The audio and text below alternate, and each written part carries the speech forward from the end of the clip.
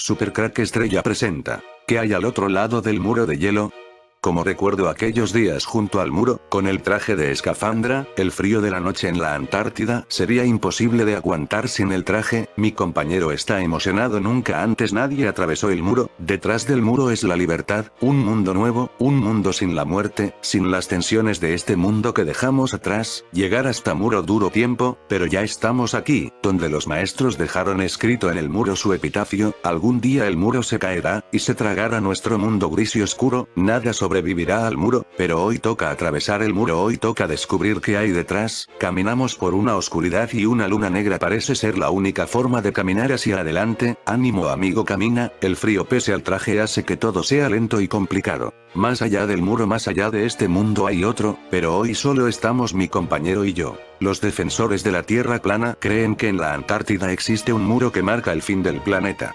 Incluso están dispuestos a organizar una expedición hasta el continente helado para probarlo. Sin embargo, quienes han tenido la oportunidad de viajar al extremo sur niegan tal visión del mundo. Vivimos en un lugar que básicamente es una esfera, ligeramente achatada, pero una esfera. Este conocimiento se remonta a los tiempos de Ptolomeo, cuando llegaron a la conclusión de que si todos los astros que observaban en el cielo tenían una forma esférica, ¿por qué la Tierra tendría que ser de otra manera? Confiesa Emilio Regodón, comandante del buque oceanográfico Hespérides, que lleva meses navegando por las aguas antárticas, para apoyar a diferentes proyectos científicos y realizar la logística con las bases españolas Juan Carlos I y Gabriel de Castilla. Siento mucho ser tajante con todas aquellas personas que han sido abducidas de alguna forma por las teorías terraplanistas, pero se equivocan, añade. Sin embargo, yo creo que no necesariamente la Tierra tiene que ser plana para que este muro exista. El muro existe y no necesariamente la Tierra tiene que ser plana. ¿Qué hay al otro lado del muro de hielo? Si nunca te has hecho esta pregunta, no es porque no vivas en uno de los 7 reinos de Juego de Tronos, sino porque eres un esfericista o globalista, así llaman los creyentes en la Tierra plana a quienes sostenemos que nuestro planeta es una esfera, achatada por los polos, que gira alrededor del Sol, otra esfera más grande que, en compañía de una cohorte de mundos, muchos de ellos esféricos, gira alrededor del centro de una galaxia de decenas de miles de millones de estrellas, todas esféricas. Tú, esfericista, puedes preguntar ¿qué hay ahí fuera, en un inmenso universo lleno de galaxias? 2 billones, según los últimos cálculos, pero esa pregunta carece de sentido para un terraplanista. Aquí en este video no debatiré sobre esto. El muro existe, lo decían los profetas, esa cuadrada o redonda, el muro existe. ¿Cómo sería el mundo sin las cadenas que nos unen a esta prisión? ¿Cómo sería el mundo si supieras que detrás de un muro está la libertad de un mundo sin muerte, de un mundo sin enfermedad? ¿Qué no harías por descubrir ese mundo? ¿Qué no estarías dispuesto por atravesar ese muro, por escapar de las cadenas de esta materia? Super Crack Estrella presenta. En el año 1958 se financió con capital privado un proyecto que tenía como fin llegar al límite de la Tierra en la zona sur, lo que se conocía como el Muro Matrix, un muro gigante que se encontraba en la Antártida. Por lo menos eso creíamos, pues nunca nadie pudo ver aquel muro del que hablaba Notch en su libro. La operación tenía un carácter urgente, el viaje hacia la Antártida tenía que prepararse de manera urgente, pues en el año 1959 se quería firmar un tratado mundial que impedía que ninguna persona pudiera pisar la Antártida sin el permiso de esta élite, que quería a toda costa impedir el secreto, el gran secreto de la humanidad que allí se escondía. La idea era partir el 1 de agosto de 1958 hacia la Antártida desde Noruega en un submarino que el ejército noruego había dejado alquilado para nuestra expedición. El submarino fue durante la Segunda Guerra Mundial uno de los tantos que los nazis se dejaron aquí en la batalla final de Noruega. La mujer que comandaba esta expedición era una mujer llamada Andrea, que tenía unos fuertes lazos que los Kennedy. 10 personas teníamos como misión encontrar ese muro en la Antártida. Luego estaba la tripulación del submarino, formada principalmente por noruegos marinos de primera clase. Durante 10 días estuvimos en alta mar, saliendo en muy pocas ocasiones a la superficie, pues nuestra misión era de carácter secreto. El 16 de agosto llegamos por fin a la Antártida y tomamos tierra. Durante un mes recorrimos el territorio de la Antártida con uno de los mejores equipos que jamás se tuvieran para estas misiones. Una vez llegamos a divisar el muro, solo uno ya podía continuar. Era el momento de usar el traje más moderno y de una tecnología jamás vista, un traje capaz de soportar temperaturas de 80 grados bajo cero. Yo me puse el traje que era un poco pesado y con una camioneta oruga recorrí un territorio de 200 kilómetros hasta llegar al muro. La temperatura estaba cercana a los 70 grados bajo cero. El muro era gigante inmenso, jamás pude ver algo así en toda mi vida, más allá del muro se podía divisar una oscuridad casi total. Era como el final de la luz y la oscuridad, el muro tenía como 4 especies de puertas de hielo triangulares, salí de mi camioneta tipo oruga, y me acerqué hacia aquellas puertas, mientras andaba recé una oración, tenía miedo pero había llegado el momento de descubrir lo que había más allá del límite de esas puertas. Crucé la puerta y durante horas caminé entre una oscuridad acompañada de sombras que se acercaban a mí y me susurraban ¿a dónde vas? Detente, no continúes, estaba a punto de caer desfallecido cuando divisé una especie de soldado en un claro de luz en la oscuridad total, aquellos hombres me cogieron y me llevaron a una camilla a lo que parecía unos barracones en la única zona con luz. No sabría decir con exactitud cuántas horas estuve preso. Al principio me dieron un cuenco de algo comestible, una especie de papilla de patata con grumos de algo que parecía cárnico, pero ya no me quedaba nada de aquella bazofia. Aunque tampoco tenía hambre. Las primeras horas las pasé durmiendo en una de las camas. No tuve sueños de ningún tipo, lo cual era un alivio dadas las circunstancias. Después de todo lo que había visto hasta ahora, era un descanso muy necesario y reparador. Una vez despierto empecé a inspeccionar todo a mi alrededor. Las paredes del barracón estaban hechas de madera, puede que de roble, pero las tablas no estaban sujetas con clavos. Todas tenían formas distintas y encajaban entre ellas como las piezas de un puzzle, formando una construcción muy sólida. La estancia medía unos 50 metros de largo y 10 de ancho. A ambos lados había 2 filas de 45 literas con un pasillo de 1,5 metros entre ellas. Las literas tenían 3 camas cada una, por lo tanto cabían unas 270 personas en aquel habitáculo. En cada cama había una manta militar pulcramente doblada y una almohada. Nada de sábanas, ropa ni objetos personales. Me acerqué a la ventana que había al lado de la puerta. Bajo la luz azul y siniestra de aquel mundo raro desvisé unos cuantos barracones más, idénticos todos. Estaban alineados hacia la misma dirección. Las puertas miraban el sol oscuro. Un poco más allá de los edificios se hallaba un lago de aguas en apariencia muy profundas. No se movían en absoluto. De hecho, aquel lago parecía un espejo.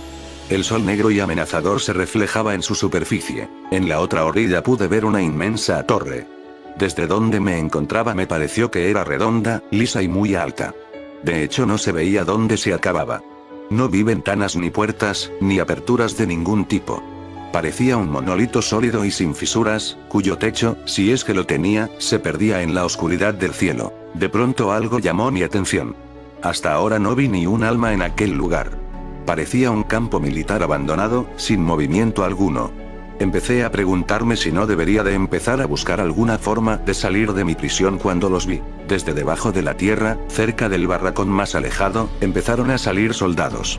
Emergían poco a poco, como si subieran en un elevador desde el infierno. Subían en grupos de 6. Al subir se apartaban a un lado y formaban un círculo, con las cabezas bajadas, los hombros casi tocándose, los 6 primeros hombres en el centro y los demás alrededor de ellos, haciendo el círculo cada vez más y más grande. Y allí se quedaban completamente inmóviles, aguardando. A la vez que salían más y más soldados y el círculo crecía, más aterrador me parecía todo aquello. Las figuras eran humanas, pero el asombroso parecido que tenían entre ellos, todos rubios y altos, con el pelo muy corto y la inmovilidad absoluta, me recordaba las filas de muñecos en una juguetería en la época de Navidad. Calculo que transcurrieron varias horas hasta que el flujo de los soldados al fin cesó. Para aquel entonces se formaron 16 círculos humanos con unas 250 personas en cada uno. De repente sonó una sirena y todos ellos levantaron la cabeza y alzaron la vista al cielo negruzco.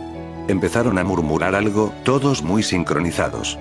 En un primer momento no pude oír sus palabras, pero poco a poco el tono iba subiendo hasta convertirse en un grito de guerra que me puso los pelos de punta. Somos los verdaderos. Somos los verdaderos. Somos los verdaderos, lo repetían una y otra vez. Con sus ojos azules abiertos de par en par y sin pestañear, gritaban al sol azul. Otra vez sonó la sirena y el grito cesó de inmediato. Los círculos se transformaron en 16 columnas. Cada una de ellas se dirigió a un barracón y se detuvo frente a la entrada. En aquel preciso momento algo en mi interior me dijo que tenía que salir de allí lo más rápido posible. Corrí hasta el fondo de la habitación donde había otra ventana. Tenía la esperanza de poder salir por ella. Y así fue. La empujé y se abrió. Me escabullí fuera de mi cárcel, dejándome caer en el suelo justo en el momento en el que los soldados entraban por la puerta. Los pasos pesados de cientos de botas pronto se detuvieron. Los siguieron unos ruidos sordos. Luego, silencio ensordecedor. Con el miedo de ser descubierto, me incorporé, me asomé a la ventana. Las literas ya no estaban vacías. En cada una de las camas yacía un soldado. Vestidos de los pies a cabeza, con las narices apuntando al techo y con los ojos cerrados. Más que un dormitorio, aquello parecía una morgue.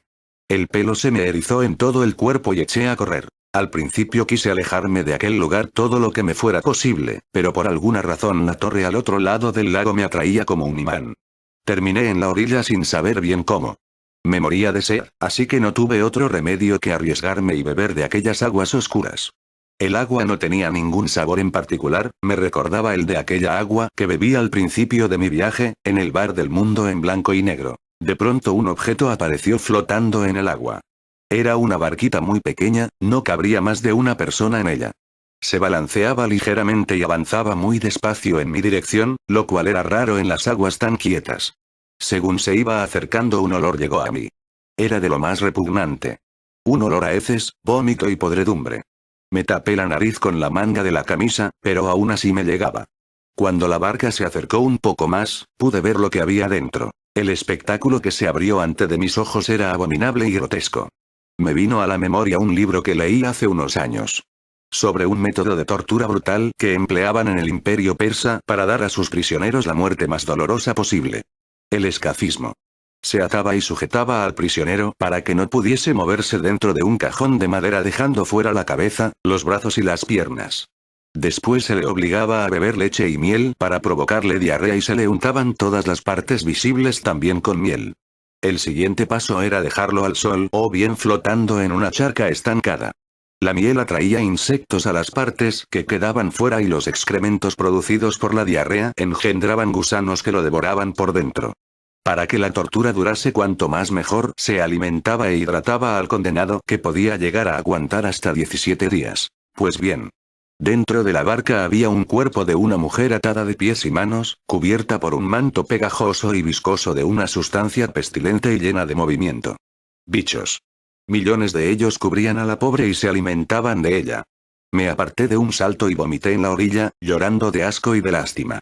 La barca seguía su lento curso por el lago, pero ahora se alejaba de mí. Miré de nuevo a la torre. Oscura y silenciosa, me llamaba. Respiré hondo y entré en el agua. Salí exhausto en la otra orilla. El corazón me latía pesadamente en el pecho, pero pronto se calmó. Me acerqué a la torre y la toqué. Era tibia y suave, muy agradable al tacto. Y muy lisa. Sin fisuras. Empecé a rodearla y pronto vi una puerta que casi no se distinguía en la pared. No había ningún pomo, solo un panel con números romanos. Empecé a introducir códigos al azar, pero nada resultó. Por aquel entonces la oscuridad se hizo total. Me senté agotado al lado de la puerta y me dormí. En la profundidad de mi sueño pude escuchar unos cánticos gregorianos que me acompañaron hasta que me desperté. Recordé entonces que leí una vez que los cánticos gregorianos abrían las puertas al más allá, al mundo de demonios. Se me ocurrió que el demonio del mundo del sol negro podría ser el Satán. Y que no perdía nada por intentar introducir en el panel de la puerta su número. El 666 escrito en números romanos. Lo hice. Con un leve chasquido la puerta se abrió. En fin, amigos de Supercrack Estrella, si el video te gustó, pulgar arriba. Continuará.